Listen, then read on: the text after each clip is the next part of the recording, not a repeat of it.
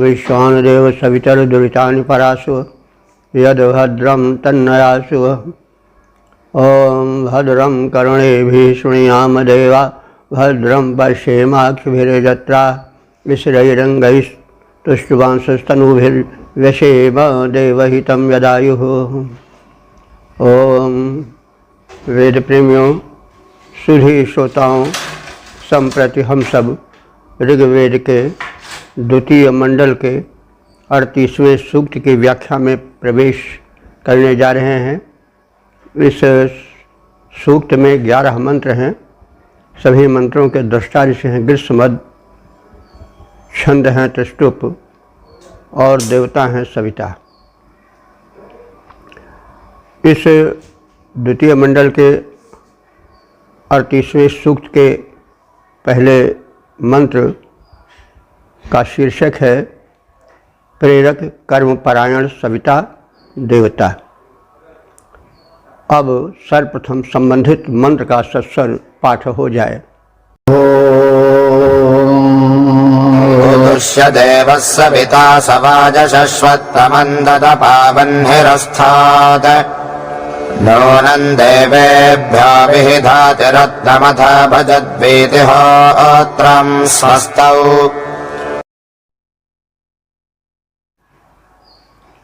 इस पहले मंत्र में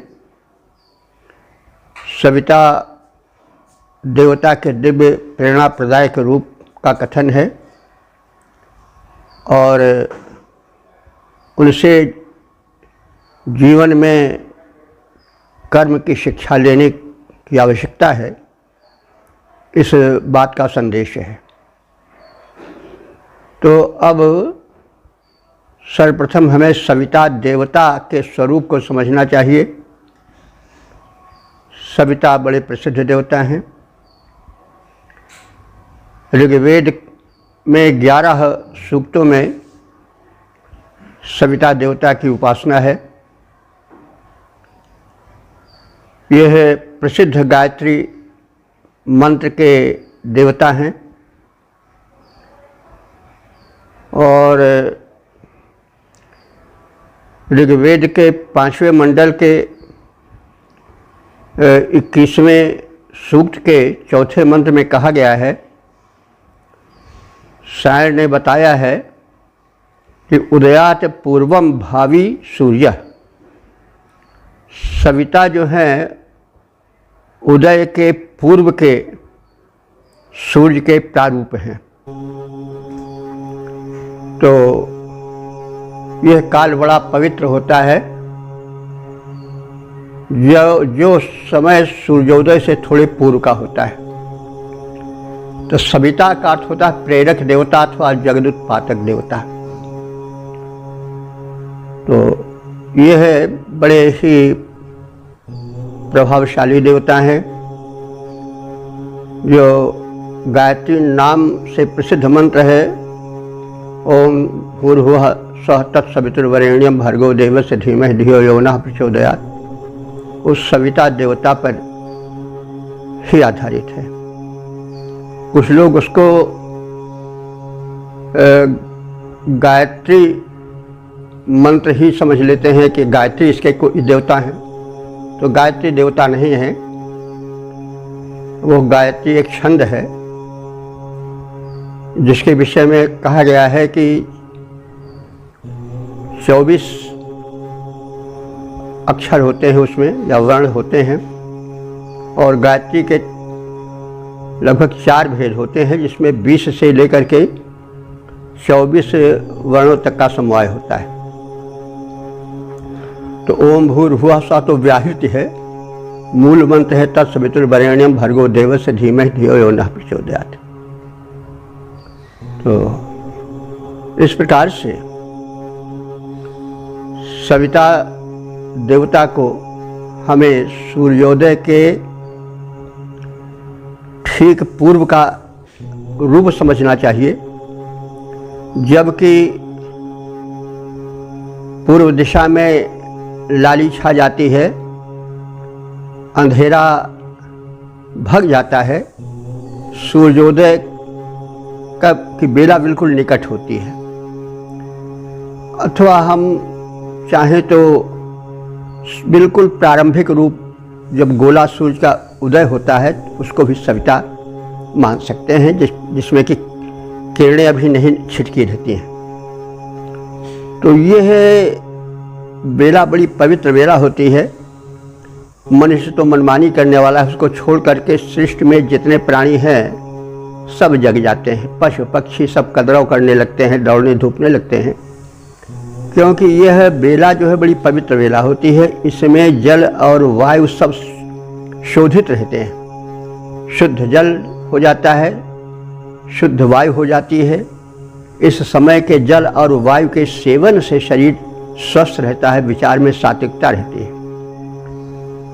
इस काल के सूर्य पर त्राटक करने से एक विशेष सिद्धि प्राप्त होती है, और इस समय के सूर्योदय का दर्शन दृष्टि को शक्ति प्रदान करने वाला होता है, तेज प्रदान करने वाला होता है। बाद के जब सूर्य में किरणें छिटक जाएं तब त्राटक सूर्य पर नहीं करना चाहिए, वो नेत्र की ज्योति को क्षीण कर सकता है। लेकिन बिल्कुल प्रारंभिक रूप पर त्राटक विहित है, वह नेत्र की ज्योति बढ़ाता है, तेज बढ़ाता है, मानसिक एकाग्रता लाता है। तो ये जो सविता का काल होता है, समय होता है, यह बड़ा उपयोगी है। इसीलिए सभी लोग सवेरे टहलने निकलते हैं सूर्योदय के पूर्व की बेला में। एक स्वर से उसको सब बड़ा ही पवित्र काल मानते हैं, क्योंकि उस समय की वायु में एक नई ताजगी होती है। और जलपान भी जो प्रातः का होता है, सूर्योदय के पूर्व के जलपान की भी बड़ी महत्ता बताई गई है। आयुर्वेद में वह जल जो है त्रिदोषनाशक बताया गया है। तो बहरहाल सविता के स्वरूप को हम समझ लें। और सूर्य सविता को कर्म का प्रेरक कहा गया है, क्योंकि सूर्य जैसे उदय के निकट आते हैं वैसे सृष्टि में संचार हो जाता है कर्म का, कर्म की प्रेरणा मिलती है। और सूर्य का एक निश्चित समय पर उदय होना यह एक समय का नियमित पालन का संदेश देता है। सूर्य अपने आगमन काल में कभी व्यवधान या उसमें कभी अंतर नहीं लाता है। एक उसकी जो दिनचर्या है वो बंधी हुई है।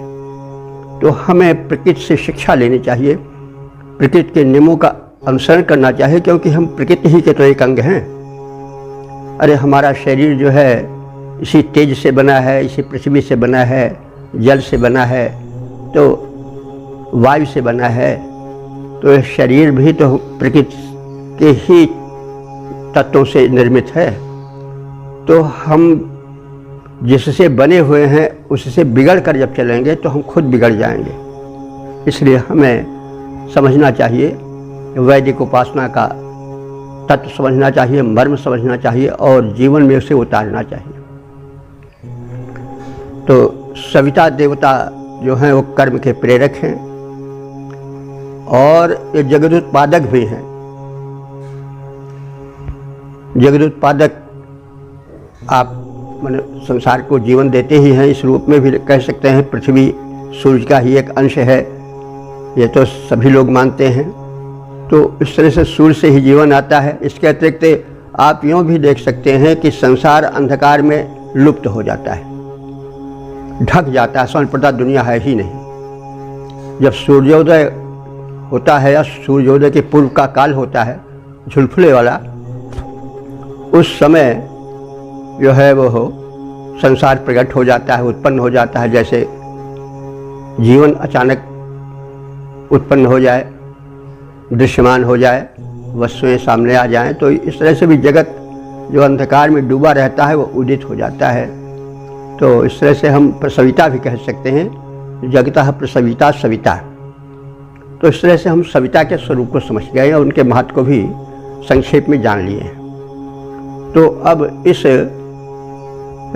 सूक्त में सविता देवता की महत्ता का वर्णन किया गया है। अब हम मंत्र की ओर प्रस्थान करें।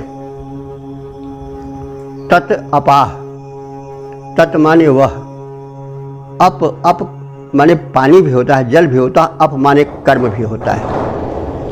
तो तत् अपाह माने वो कर्मशील सविता। वह्नि, वह्नि माने होता है वहन करने वाला, ढोने वाला, धारण करने वाला। तो वह्नि को तो हम लोग सामान्य रूप से अग्नि के अर्थ में जानते हैं। तो अग्नि आहुतियों को दिव्य शक्तियों तक वहन करती है, देवताओं को आवाहित करती है, इसलिए उसको वह्नि कहा जाता है।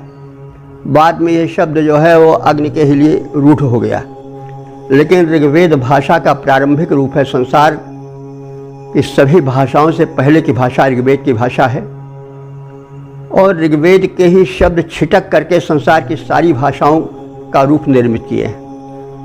यह सिद्ध हो चुका है, इसमें बहुत अधिक कहने की आवश्यकता नहीं है। और हम देखेंगे कि तमाम ऐसे शब्द हैं जो अब जिस रूप में वे ऋग्वेद में थे उस रूप में नहीं रह गए हैं, रूढ़ हो गए हैं। इसीलिए ज़रा वैदिक संस्कृत प्राचीनतम होने के कारण कुछ समझ में बड़ी देर में आती है। हम चेष्टा करते हैं समझाने की, थोड़ा बहुत तो कुछ होता ही होगा। वैसे अब कोई यह कहे कि हम बहुत ज्ञाता हैं, हम समझ गए हैं, तो उसका यह कहना भी कोई बहुत ज़्यादा ठीक नहीं है। बहरहाल आदमी जितना प्रयास करता है उतना पाता है। तो वह्नि का तात्पर्य हुआ कि वहन करने वाला, ढोने वाला, धारण करने वाला। यहाँ पर यह सविता का विशेषण बनकर आया है। तो ये सविता जो है जगत को धारण करने वाले हैं, जीवन देने वाले हैं। अथवा आप वैज्ञानिक दृष्टिकोण में प्रवेश करें तो जो सविता देवता हैं ये सूर्य के ही एक रूप हैं। तो सूर्य ही तो पृथ्वी को रोके हुए है, धारण किए हुए है। अन्यथा निराधार यह जो गोला है जिसमें ऊंचे ऊंचे सागर, गहरे गहरे पर्वत भरे हैं, कितने पशु पक्षी मनुष्य सब विचरण कर रहे हैं, फिर भी यह टिका हुआ है। तो इसको कौन थामे है, इसके भार को कौन वहन कर रहा है? सूर्य। आकर्षण शक्ति जानते हैं, तो हम सब भली भांति जानते हैं कि सूर्य की आकर्षण शक्ति ही पृथ्वी को रोके हुए है, और पृथ्वी को इधर उधर बहकने या छिटकने या अपने रास्ते से भटकने नहीं देती है वो सूर्य की आकर्षण शक्ति, क्योंकि सूर्य पृथ्वी से करोड़ों गुना बड़ा है। तो इसलिए एक पृथ्वी सूर्य की आकर्षण शक्ति के कारण ही एक निश्चित अपने परिभ्रमण चक्र में चलती रहती है। तो इस रूप में इस वैज्ञानिक तथ्य से भी हम इसको जोड़ सकते हैं कि सूर्य या सविता जो है वो वह्नि माने धरती को धारण करने वाले हैं, संभालने वाले हैं, आकर्षण से रोकने वाले हैं। तो सह देवः, ऐसे सविता देवता जो हैं वो प्रकाशक हैं, तेजस्वी देव हैं। सवाय, वे क्या हैं? सबको कर्म में प्रेरित करने वाले हैं। सूर्योदय के पूर्व जैसे झुलफुला होता है, वैसे ही लोग जो कर्मशील हैं वो कर्म करने लग जाते हैं। संसार के सभी प्राणी लगभग जग जाते हैं, पशु पक्षी सभी अपने कार्य में रत हो जाते हैं।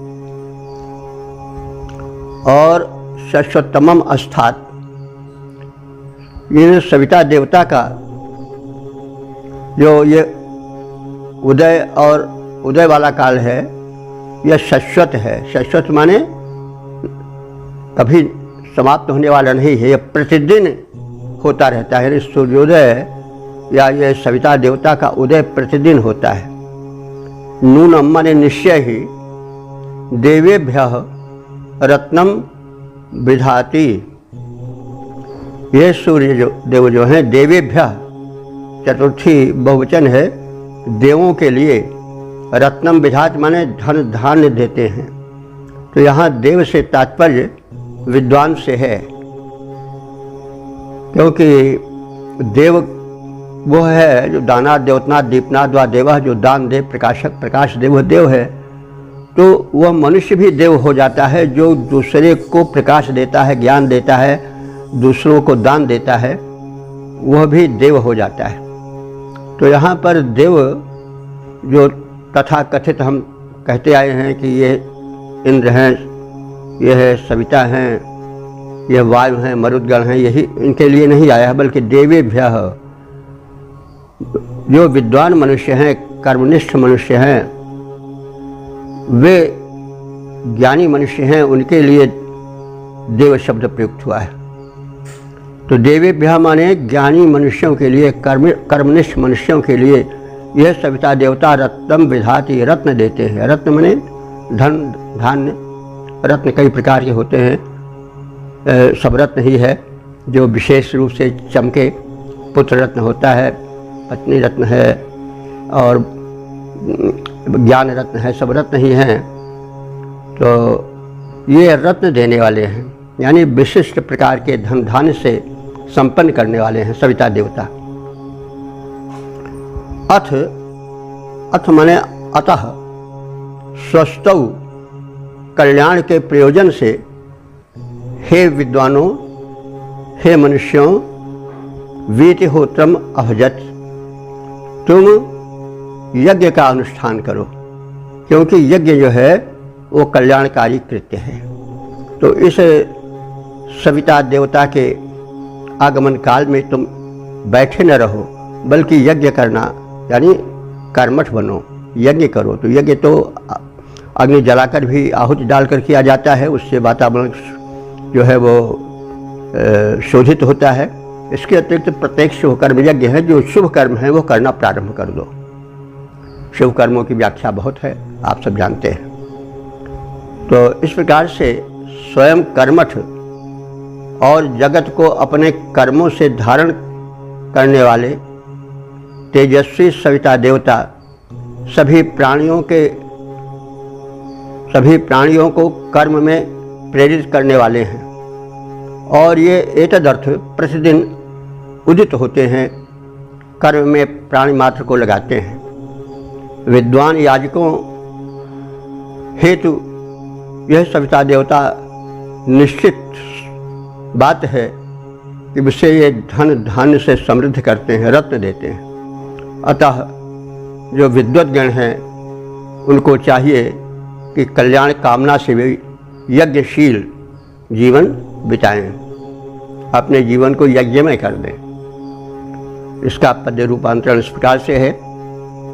नित्य उदित हो कर सविता निज कर्मठता दिखलाता, सभी प्राणियों को जागृत कर प्रेरक बनकर आता। कर्मठ विद्वानों के हित में धन धारण कर लाता, कर्म यज्ञ में निरत रहें सब यह संदेश सुनाता। ओम वेद प्रेमियों सुधी श्रोताओं, संप्रति हम सब ऋग्वेद के दूसरे मंडल के 38वें सूक्त के दूसरे मंत्र की व्याख्या में प्रवेश करने जा रहे हैं। मंत्र दृष्टा ग्रीष्ममद हैं, देवता सविता और छंद त्रिष्टुप है। शीर्षक है सविता देव के उदय से वायु और जल में पवित्रता आती है। अब संबंधित मंत्र का सर्वप्रथम सस्वर पाठ हो जाए। विश्वस्य हि सृष्टये देव ऊर्ध्वः प्रवाहवा पृथुपाडिस्य सर्ते, पापश्चिदस्य व्रतः निमृग्रा अयञ्चिद्वातो रमते परिज्मन्।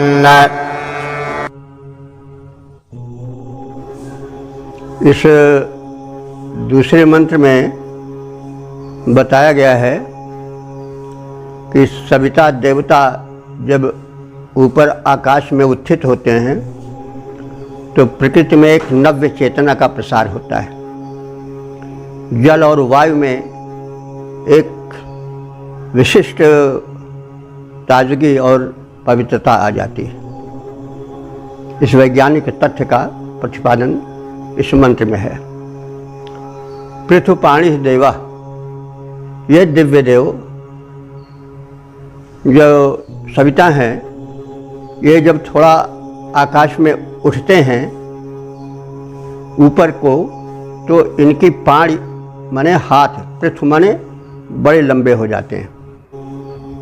काव्य में भाषा है, अलंकृत भाषा है कि यानी सूर्य देवता के हाथ क्या हैं, उनकी किरणें हैं। तो जब सविता रूप रहता है सूर्य का तो उसमें किरणें नहीं रहती हैं, केवल प्रकाश रहता है। लेकिन जब कुछ सविता देव का रूप ऊपर उठता है तो उसमें किरणें निकलने लगती हैं और किरणें बड़ी लंबी होती जाती हैं। तभी तो करोड़ों मील दूर सूर्य से किरणें बड़ी जल्दी पहुंच जाती हैं। तो यहाँ पर इन दिव्य देव सविता को पृथुपाणी वाला कहा गया है, यानी लंबी लंबी भुजाओं वाला। यानी जब सविता देवता थोड़ा ऊपर उठे तो उनसे किरणें फूटी, वही उनके हाथ हैं और वो बड़े लंबे हाथ हैं। तो विश्व से सृष्टि ये सविता देवता तब जब आकाश में थोड़ा ऊंचे उठ जाते हैं तो संपूर्ण जगत को सुख देने वाले बन जाते हैं। ऊर्ध्व माने ऊपर आसमान में, वाह वाह प्रसिशर्ति, इनकी बाहुएं भुजाएं यानी किरण रूपी हाथ फैलने लगते हैं। और निमृग्राह आपह चित, और जो आप हैं, आप माने होता है जल, जो जल हैं ये भी बड़े पवित्र हो जाते हैं। यह काल बड़ा पवित्र होता है, पवित्रता प्रसार करता हुआ सविता देवता आता है और जल में वह पवित्रता समा जाती है। जल बड़ा पवित्र हो जाता है प्रातः काल का। अस्य व्रते, इस सविता देव के नियमबद्ध होने के कारण,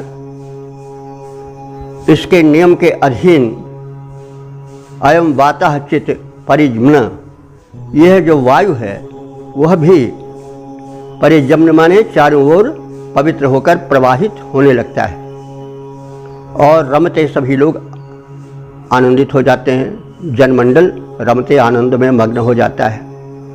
तो यह सविता देवता उदित होकर संपूर्ण जगत के हित के लिए अपनी लंबी लंबी किरण रूपी भुजाओं को फैलाते हैं। सविता देवता के अनुशासन में रहकर जल और वायु में अपूर्व पवित्रता छिटक जाती है, फैल जाती है। सूर्योदय से वायु में ताजगी और जल में पवित्रता का संचार हो जाता है। पद्य रूपांतरण है, सविता होता उदित और निज किरण बाहु फैलाता, सविता होता उदित और निज किरण बाहु फैलाता, आज छा जाता प्रकाश भूतल का भारी हित हो जाता। आती है ताजगी वायु में, जल पवित्र लहराता, जग को नव जीवन मिल जाता, सुख अपूर्व छा जाता। ओम वेद प्रेमियों, सुधी श्रोताओं, संप्रति हम सब ऋग्वेद के दूसरे मंडल के 38वें सूक्त के तीसरे मंत्र की व्याख्या में प्रवेश करने जा रहे हैं। मंत्र दर्शा ऋषि गृत्समद, देवता सविता और छंद त्रिष्टुप है। इस मंत्र का प्रतिपाद्य है सविता देव के सूर्य रूप के अस्त होने पर निशागम।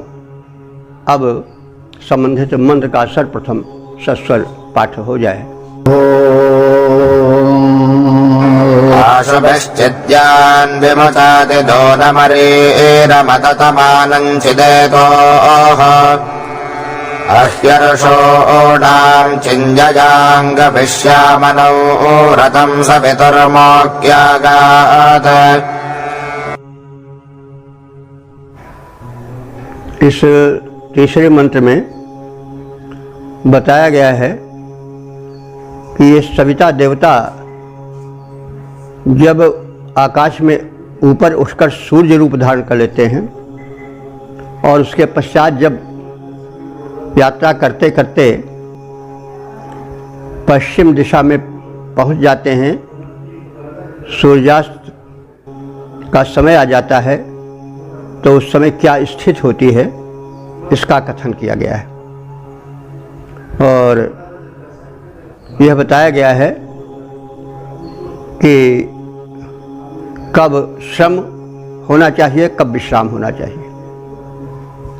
तो यान माने गच्छन, जाता हुआ।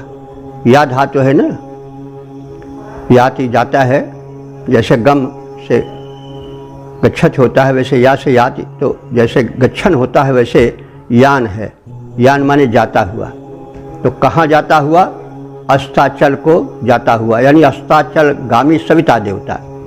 तो सविता देवता जब ऊपर उठ करके तेजस्वी बन जाते हैं, फिर आकाश में मध्याह्न काल में जाते हैं, फिर उसके बाद जब धीरे धीरे उनका अस्त काल होता है, पश्चिम दिशोन्मुख होते हैं, तो उस अस्त काल में अपनी किरणें समेट लेते हैं और उनका वह जो पिंड है वो अंतरिक्ष में मतलब लुप्त हो जाता है, वो अस्ताचलगामी हो जाते हैं। पौराणिक कल्पना है कि एक पर्वत है, उसके पीछे छिप जाते हैं। बहरहाल वो तो एक आलंकारिक भाषा है। सूर्यास्त और सूर्योदय को आप सब समझते हैं, कोई अब उसको उसके वैज्ञानिकता को समझाने की आवश्यकता नहीं है। तो ये जो सविता देवता हैं, ये ऊर्ध्वारोहण के पश्चात जब अस्ताचलगामी हो जाते हैं, तब ये क्या करते हैं? आशु भी नूनम विमुचाति। आशु माने बड़ी चंचल और द्रुतगामी किरणों को यह समेट लेते हैं। अतमानम चित, और उसका परिणाम यह होता है कि अतमानम माने कर्मरत। जगत जो है वह और जो गतिमान यानी चलते हुए मुसाफिर हैं, यात्री हैं, वे जो हैं रुक जाते हैं। और एतो अरिरमत, और वे चलने से विराम ले लेते हैं, यानी चलना रोक देते हैं। जब सूर्यास्त हो जाता है तो वे अपना गमन कृत्य रोक देते हैं। अर्जुषाणाम चित, और वे लोग जो अहिउषणाम माने जो अपने सर्प रूप अपने शत्रुओं को दबाने के लिए आक्रमण करने वाले हैं, राजे महाराजे, वे लोग भी, ऐसे वीर लोग भी अपने कर्म से रुक जाते हैं। अविश्याम न्यायन, अपने आक्रमण कृत्य को वे रोक देते हैं। सवितुः व्रतम अनु, वे सविता देव के व्रत माने कर्म को, नियम को पालन करते हैं। यानी जब सविता देव विश्राम लेने लगते हैं तो सभी लोग विश्राम लेने लगते हैं। और फिर क्या होता है? मोकी अगात, और मोकी आ जाती है। मोकी माने रात। भाई देखो ये शब्द बड़े नए हैं। तमाम लोगों ने, अधिकांश जनों ने मोकी रात के लिए मोकी शब्द का प्रयोग नहीं सुना होगा। ये संसार की सबसे प्राचीन भाषा है और प्रारंभ की भाषा है, और उपनिषद काल तक आते आते बड़ा परिवर्तन हो गया, क्योंकि उपनिषद की भाषा तो समझ में आ जाती है, उसमें ऐसे अप्रचलित शब्द नहीं हैं। लेकिन ऋग्वेद की भाषा में अप्रचलित शब्द हैं जो कि इस समय लौकिक संस्कृत में नहीं दिखाई पड़ते हैं। वे सब छिटक करके तमाम भाषाओं में बिखरे होंगे और कुछ उसी रूप में, कुछ थोड़ा परिवर्तित रूप में दिखाई पड़ते हैं। संसार की समस्त भाषाएं, तमाम भाषाएं ऋग्वेद के शब्दों की ऋणी है। तो अब यहाँ पर मोकी शब्द जो आया है वो निशा के लिए, रात के लिए आया है। तो जब सविता देव की अंतिम परिणति जो है वो अस्ताचलगामी सूर्य के रूप में होती है, तो क्या होता है कि मोकी अगात, तो जो रात है वो आ जाती है। तो अस्ताचलगामी सविता देव अपनी चंचल किरणें समेट लेते हैं। पथिकों को चलने से वे रोक देते हैं, पथिक अपने गमन प्रक्रिया को रोक देते हैं, ठहर जाते हैं। और वे वीर जो कि आक्रमण करते हैं दिनों में शत्रुओं पर, वे भी अपने आक्रमण कर्म से विरत हो जाते हैं।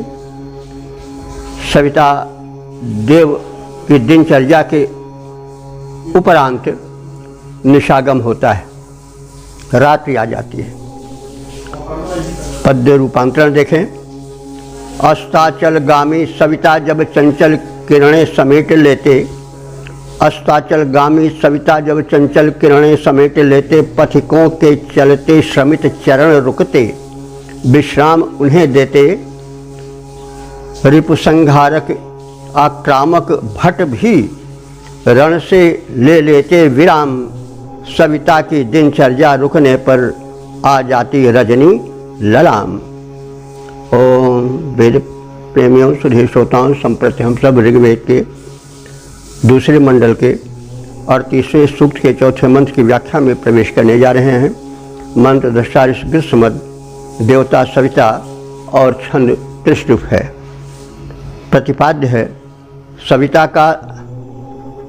सविता रूप सूर्य का उदय कर्म और अस्त जो है वो विश्राम कर्म की ओर संकेत करता है। अब संबंधित मंत्र का सर्वप्रथम पाठ हो जाए। पुनः समौजद्विततं भजन्ते मध्यागर्भोर्न्याधाच्छक्मधीराः उत्संहायास्थाद्व्रियो ऋतोऽङ्ग्रदर्धररमतिः सविता देव आगाद। यह चौथा मंत्र काव्यमय है। इसमें सूर्य देवता जो सविता के विकसित रूप हैं, तेजोमय रूप हैं, वे जब तक कर्मशील रहते हैं, नभमंडल में दृश्यमान रहते हैं, तब तक कर्म की परंपरा चलती रहती है और रात्रि कहीं लुप्त छिपी हुई पड़ी रहती है। लेकिन जब सूर्य देव या सविता का जो प्रकाशक रूप है सूर्य, वह अस्ताचलगामी हो जाता है, तो सूर्य जब कर्म से विरत हो जाते हैं तो शिष्य भी कर्म से विरत हो जाती है, विश्राम की स्थिति में आ जाती है। लेकिन रात्रि अपना कार्य प्रारंभ कर देती है। तो रात्रि अपना पट, अपना वस्त्र बुनना शुरू कर देती है। उसका वस्त्र बुनना क्या है? अंधकार को फैलाना। तो यही बात कही गई है कि सूर्य के ही एक रूप, प्रारंभिक रूप सविता देवता जब आते हैं तो कर्म प्रारंभ हो जाता है। जब वे कर्म निरत हो जाते हैं, अस्ताचलगामी हो जाते हैं, तो प्राणियों का कर्म रुक जाता है। तब निशा का कर्म प्रारंभ होता है। वो अपने अंधकार रूपी वस्त्र को बुनना प्रारंभ कर देती है। तो वयंती माने बुनती हुई। कौन? रात्रि। क्या बुनती है? अंधकार रूपी वस्त्र को। तो वयंती अंधकार रूपी वस्त्र को बुनती हुई निशा विततम पुनः समव्यत, फैले हुए प्रकाश को फिर घेर कर भगा देती है। विततम माने फैले हुए प्रकाश को पुनः समव्यत माने फिर से घेर लेती है और घेर करके उसे अलग कर देती है। धीरा, धीर माने होता है बुद्धिमान, धी माने बुद्धि होता है नहीं, और रा से राति, तो वो धीर माने बुद्धिमान होता है। वैसे आजकल धीर शब्द धैर्यवान को ही कहा जाता है, बुद्धिमान को नहीं। लेकिन वास्तव में देखिए तो जो धैर्यवान है वही बुद्धिमान है। जो सुख दुख में समान रहता है, उसको दिन और रात के आने के समान समझता है, तो वह बुद्धिमान है। और वो बुद्धिमान है तो धीर है, वह विचलित नहीं होता है।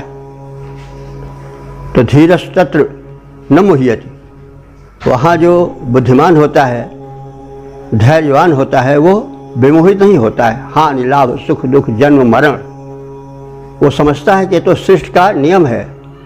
काल कर्म बस हो ही गोसाई, बरबस राति दिवस की नहीं। जन्म मरण दुख सुख सब भोगा, हानि लाभ प्रिय मिलन वियोगा, काल कर्म बस हो ही गोसाई, बर बस राति दिवस की नाई। इसको कोई रोक नहीं सकता है, न दिन का होना रोका जा सकता है, न रात का होना रोका जा सकता है। तो वैसे ही ये न जन्म रोका जा सकता है, न मरण रोका जा सकता है। तुलसीदास जी का कथन है कि जन्म मरण दुख सुख सब भोगा, हानि लाभ प्रिय मिलन वियोगा। आप समझो कि हमको लाभ ही लाभ मिलेगा, तो ये भी गलत फहमी है, मतलब मूर्खता कही जा सकती है। तो लाभ है तो हमारी हानि भी हो सकती है। हानि लाभ दुख सुख सब भोगा, दुख है तो सुख भी है, सुख है तो दुख भी है, सारे भोग हैं, कभी मिल रहे हैं कभी नहीं मिलेंगे। तो हानि लाभ दुख सुख सब भोगा, और क्या जन्म मरण प्रिय मिलन वियोगा। अपने प्रेमी लोग मिलते हैं फिर बिछुड़ जाते हैं। तो भाई ये कोई ऐसी बात नहीं है, ये तो नियम प्रकृति का है। काल कर्म बस हो ही गोसाई, कैसे बर बस रात दिवस की नाई। कोई चाहे कि हम रात का होना रोक दें, असंभव है। फिर कोई चाहे कि हम दिन का होना रोक दें, तो यह भी असंभव है। ये क्रम चलता रहता है। तो जो इस क्रम को समझता है वही बुद्धिमान है, वह भी विचलित नहीं होता है, वही वो धैर्य धारण करता है कि भाई ठीक है ये तो क्रम है संसार का। तो वही बात, तो धीर का धी शब्द से धीर बना है। धीर माने बुद्धिमान, और बुद्धिमान वही है जो संसार के सत्य को समझे और अडिग रहे। तो इस तरह से यह जो रात्रि है वह सूर्यास्त के पश्चात अपने अंधकार रूपी वस्त्र को बुनना शुरू कर देती है, प्रकाश छिप जाता है। और जो शक्म करतोह मध्यान्यधात, शक्म करतोह माने वे कर्ता जो कि शक्म है, शक्म माने समर्थ हैं, वे भी अपने काम को मध्यान्यधात माने उस कर्म को अपने मध्य में बीच में ही छोड़ देते हैं और विश्राम में लग जाते हैं। तो समर्थ होते हुए भी तमाम कामों के करने वाले लोग उस कर्म को मध्य में ही छोड़ देते हैं, विश्राम में चले जाते हैं। तो यह जो है वो सविता देवता की गति से देखी जा सकती है। वो भी क्या करते हैं, अरमति माने जो देव सविता हैं वे विराम भी लेते हैं और संघाय उत आस्थात निद्रा को छोड़ करके उठ भी खड़े होते हैं। कहने का मतलब कि वे भी अस्ताचलगामी होकर मानो विश्राम करने को चले गए हों, और फिर प्रभात में जब वे सविता बनकर आते हैं तो मानो वे जग करके कर्मरत हो रहे हों। कर्मरत होते हैं, संसार को कर्म में लग जाने की प्रेरणा देते हैं। तो ऐसे सूर्यदेव आगात उदय हो जाते हैं, और वे सूर्यदेव या ये सविता देव ही ऋतून अदर्धा, ऋतुओं का विभाजन भी करते हैं। यानी यह तो विदित तथ्य है कि सूर्य केवल दिन रात के ही निर्माता नहीं है, वरन ऋतु के भी निर्माता हैं। सूर्य के कारण ही ये जो ऋतुएं हैं, 6 ऋतुएं ये आती हैं। तो इस प्रकार से ये सूर्य दिन रात के भी निर्माता हैं और ऋतुओं के भी निर्माता हैं। तो अंधकार रूपी वस्त्र को बुनती हुई रात्रि जब सविता देव जो सूर्य का रूप धारण किए रहते हैं वे छिप जाते हैं, तो क्या होता है, अंधकार रूपी वस्त्र को बुनती हुई रात्रि चारों ओर फैले हुए प्रकाश को घेर लेती है और अंधकार चारों ओर छा जाता है। तो वह अंधकार के वस्त्र बुन करके चारों ओर सृष्टि को ढक देती है। इस स्थिति में बुद्धिमान व्यक्ति समर्थ होते हुए भी अपने करणीय कर्म को बीच में ही छोड़कर विश्राम रत हो जाते हैं, और इस प्रकार से निरंतर कर्म निरत ऋतु विभाग करता सविता देवता के उदित होते ही पुनः संपूर्ण जगत निद्रा को त्याग करके कर्म निष्ठ बन जाता है। पद्य रूपांतरण देखें। अंधकार पट बुनती रजनी लेती घेर प्रकाश, अंधकार पट बुनती रजनी लेती घेर प्रकाश, तिमिराच्छादित जग में क्षण भर रुकता कर्म विकास, करते हैं विश्राम सुधी जन, नियत कर्म निज त्याग कर्म निरत होते फिर सवितागम होने पर प्राप्त। ओम। वेद प्रेमियों, सुधी श्रोताओं, संप्रति हम सब ऋग्वेद के दूसरे मंडल के 38वें सूक्त के 5वें मंत्र की व्याख्या में प्रवेश करने जा रहे हैं। मंत्र दृष्टा ऋषि हैं ग्रीष्मद, देवता हैं सविता, छंद है त्रिष्टुप। इस मंत्र में अग्नि और सविता देवता में एक साम्य का दर्शन किया गया है। यही इस मंत्र का प्रतिपाद्य है। अब हम संबंधित मंत्र का सर्वप्रथम सस्वर पाठ कर लें। ज्ञानौकांसि दुर्यो विश्वमाधुर्वितिष्ठते प्रभवः शोको अग्नेः ज्येष्ठं माता सोनवे भागमाधादन्वस्य केतमिषितं सवित्रा।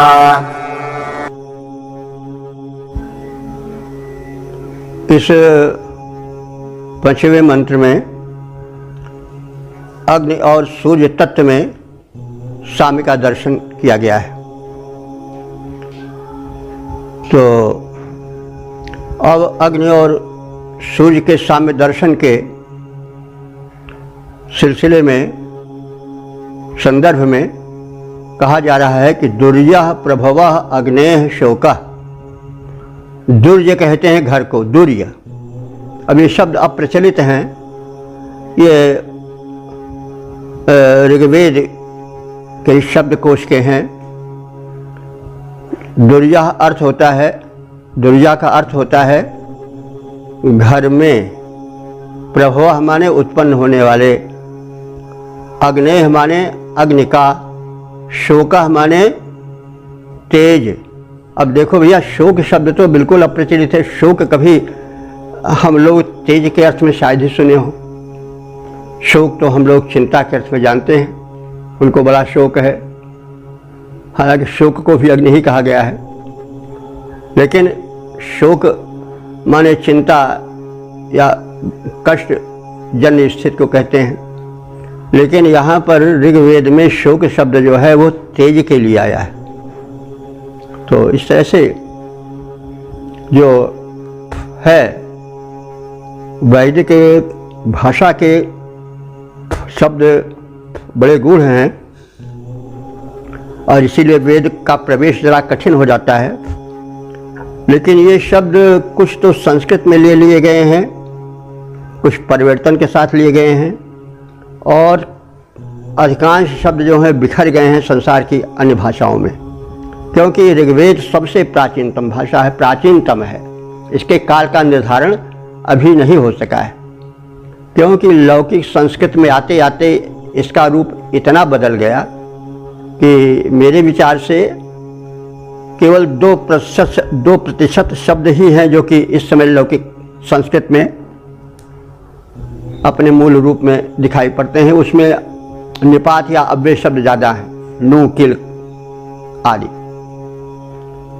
तो इस प्रकार से हम आगे बढ़ें कि दुर्जय प्रभवः अग्नेः शोकः, घर में ही उत्पन्न होने वाला अत्यधिक अग्नि का तेज।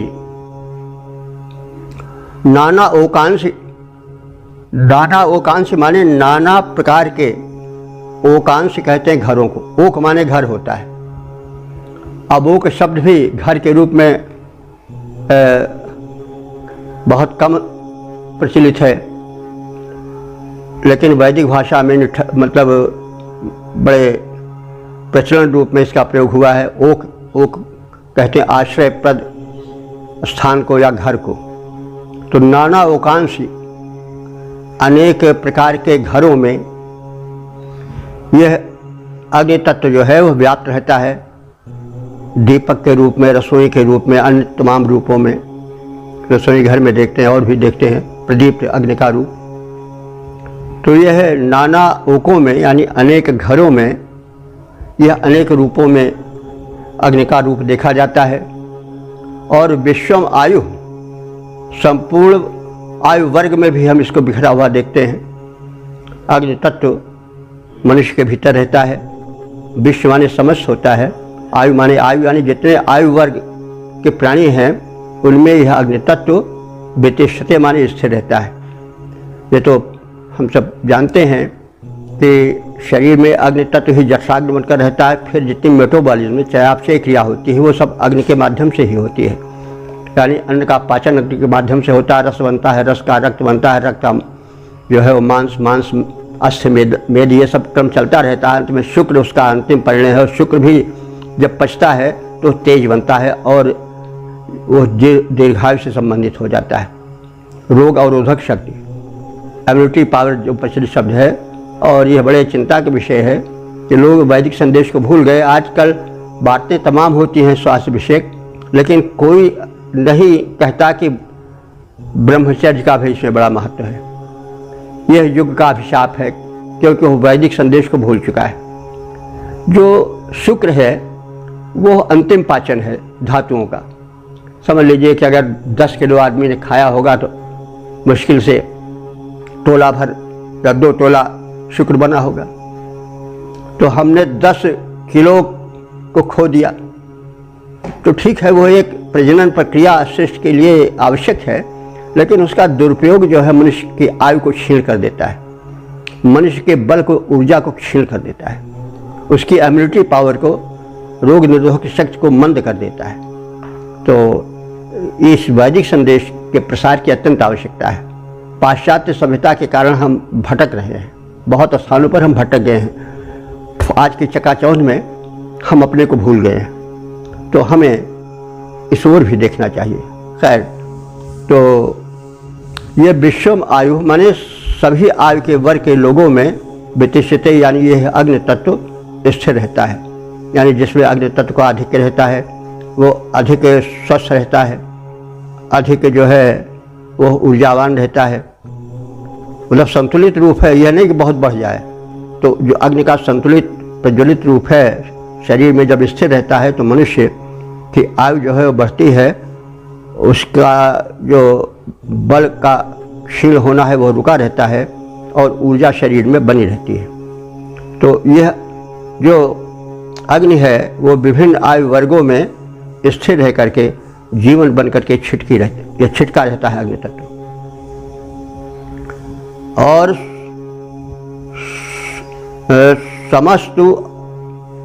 समस्त आयु वर्ग वालों पर अपना अधिकार यह चलाता है। और फिर सूर्य पर आते हैं कि सूर्य, ये सविता सूर्य, तो जो इन सविता की माता है वो कौन है? काव्य में भाषा का प्रयोग है कि वो है माता कौन? उषा। अब ये आलंकारिक प्रयोग है क्योंकि उषा आती है पहले, तब उसके बाद फिर सूर्योदय होता है। तो इस प्रकार से जो उषा है वो सूर्य की माता हो गई। इस अर्थ में जानना चाहिए कि अस्य सवितुः माता उषास्ति। तो सवित्रा इशितम, सविता देवता के दिए गए अस्य केतम, इस अग्नि के प्रज्ञापक चिन्ह ताप को, यानी सविता देव ने या सूर्य देव ने ही अग्नि को ताप दिया। अग्नि का सबसे बड़ा पिंड तो सूर्य है, तो सूर्य से ही अग्नि छिटक करके अग्नि रूप में चारों ओर फैली है। तो दोनों का नाता है निकट का। तो ज्येष्ठम भागम, तो इस सविता देवता की माता उषा ने अग्नि के ज्येष्ठ भाग को, यानी श्रेष्ठ भाग को, अधिकाधिक भाग को शून्यवें आधार अपने पुत्र सूर्य में धारण करा दिया। यानी अग्नि का आधिक्य सूर्य में ही दृश्यमान हुआ और ये कृत्य सूर्य की या सविता की माता उषा ने किया। तो यह तो आलंकारिक वर्णन है, यानी सूर्य जब सूर्य देवता उदित होते उसके पहले उषा आती है। उषा स्त्रीलिंग है, इसलिए सूर्य की माता कह दिया गया है। लेकिन तात्पर्य हुआ, अब ये थोड़ा यहाँ पर आलंकारिक वर्णन है कि उषा काल आता है, चारों ओर अग्नि जल जाती है और जो है उस समय धार्मिक कृत्य यज्ञ आदि होने लगते हैं। तो मानो वो जो प्रज्वलन होता है अग्नि का यज्ञार्थ घर घर में, तो वो जो है जैसे माता अपने पुत्र को बहुत सम्मान देने के लिए उसको दीर्घजीवी या तेजस्वी बनाने के लिए आहार देती है। तो मानो उषा ने वो जो अग्नि का प्रज्वलन हो रहा है चारों ओर, उसको उठा करके सूर्य में धारण करा दिया, इसलिए सूर्य अधिक तेजस्वी हो गया। ये तो आलंकारिक वर्णन है, लेकिन उसके आशय को समझ लेना चाहिए। तो और इस प्रकार से सूर्य बड़ा प्रकाशित हो गया। तो अग्नि का तेज विशेषतः घर में उत्पन्न देखा जाता है और वह घर में समस्त आयु वर्ग के मनुष्यों में दृष्टिगत होता है, उसका प्रभाव दिखाई पड़ता है। जिस मनुष्य के शरीर में अग्नि तत्व जितना स्वस्थ संतुलित रहेगा, वह मनुष्य उतना ही स्वस्थ और शक्तिमान रहेगा। जिस स्तर पर अग्नि का तेज घरों में व्याप्त है, उसी स्तर पर सविता का तेज संपूर्ण लोकों में व्याप्त है। यह अग्नि सूर्य का एक भाग है और सूर्य अग्नि का ज्ञापक चिन्ह है। ताप युक्त और प्रकाशक होने से अग्नि और सूर्य में साम्य है। सूर्य को प्रकट करने वाली उसकी माता उषा जब सूर्य को प्रकट करती है, तब वह मानो अग्नि को ही प्रकट करती है और जो धरती का तेज होता है समेट करके मानो अपने पुत्र सूर्य में स्थापित कर देती है। तो पद्य रूपांतरण है, अग्नि सूर्य में तत्व एक है, अग्नि सूर्य में तत्व एक है, ताप प्रकाश प्रदाता, अग्नि भवन में रवि त्रिभुवन में है प्रकाश फैलाता, अग्नि तत्व का साम्य देह को है निरोग बनाता, उषा सूर्य को प्रकटित करती बनकर उसकी माता। ओम वेद प्रेमियों, सुधीर श्रोताओं, संप्रति हम सब ऋग्वेद के दूसरे मंडल के 38वें सूक्त के 6ठे मंत्र की व्याख्या में प्रवेश करने जा रहे हैं। मंत्र दृष्टा ऋषि हैं, कृष्णमद देवता हैं सविता और छंद है त्रिष्टुप। प्रतिपाद्य है सविता का अस्त कर्म विराम का कारण। अब संबंधित मंत्र का सर्वप्रथम सस्वर पाठ हो जाए। समावर्तिविष्ठितो जिगेश्वर विश्वेशां कामश्चरता ममाभूत् शश्वां अपो विकृतं हित्व्यागादमौ व्रतं सवितुर्दैव्यस्य।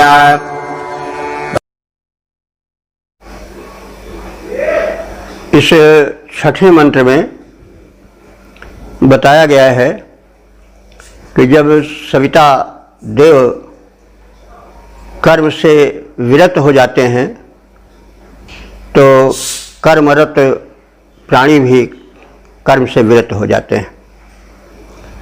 तो यह सब हम जान चुके हैं कि सविता जो है सूर्य का प्रारंभिक रूप है, उदय होने के कुछ पहले वाला अथवा बिल्कुल किरणों से शून्य एक गोले रूप में ललाम रूप वाले सूर्य का दर्शन ही सविता दर्शन है।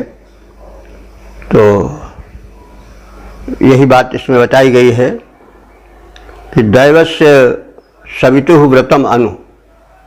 दैवस्य माने तेजस्वी, सवितुः माने सविता देवता के, व्रतम माने कर्म के, अनुमाने अनुसार, यानी सूर्य देवता यानी सविता देवता के विकसित रूप सूर्य देवता जब अपने कर्म को, अपने व्रत को रोक देते हैं, तब उसके अनुमाने अनुसार ही जो है वह सभी प्राणी अपने कर्म को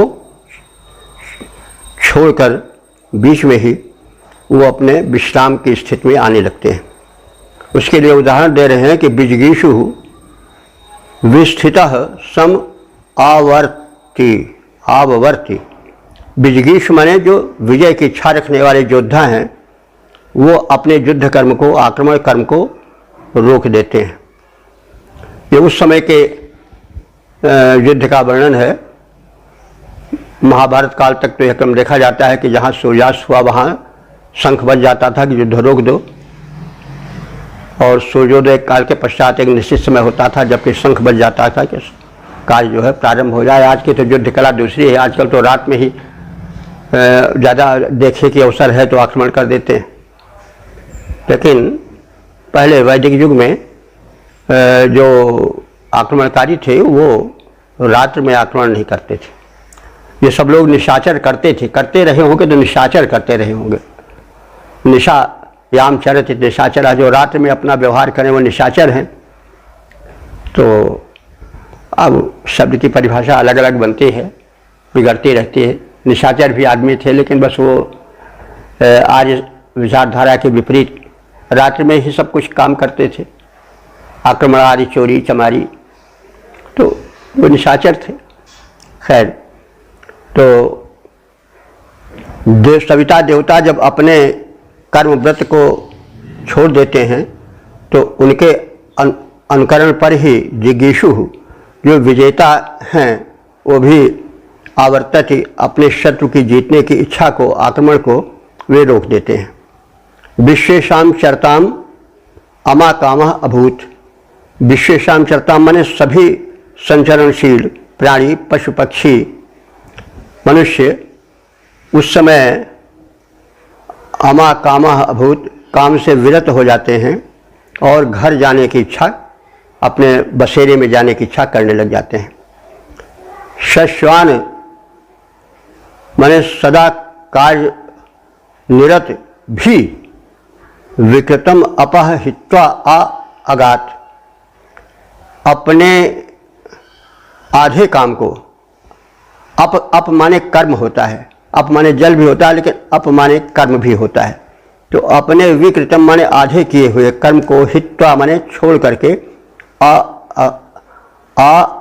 आगात अपने घर आ जाते हैं, यानी कर्म पर विराम लग जाता है। काम जो किया जाता है, जो संध्या हो गई तो उसको आधे में ही छोड़ करके विश्राम के लिए घर आया जाता है। यह प्रक्रिया है, यह मतलब वैदिक प्रक्रिया है। तो जब सूर्यास्त हो जाता है तब शत्रुओं पर विजय की इच्छा रखने वाले वीर अपने आक्रमण को रोक देते हैं।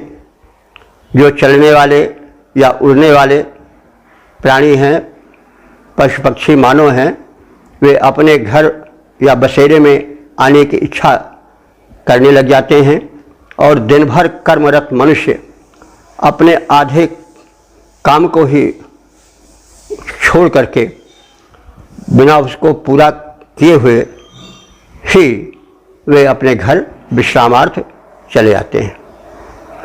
तो पद रूपांतरण है, आक्रमण रोक देता योद्धा, आक्रमण रोक देता योद्धा, जब सूर्य अस्त हो जाता, गतिशील प्राणियों का दल भी गृह गमनोद्यत दिखलाता। जब रवि मंडल तज नभ मंडल और कहीं पर जाता, कर्म निरत जनमंडल भी तज कर्म भवन में आता। ओम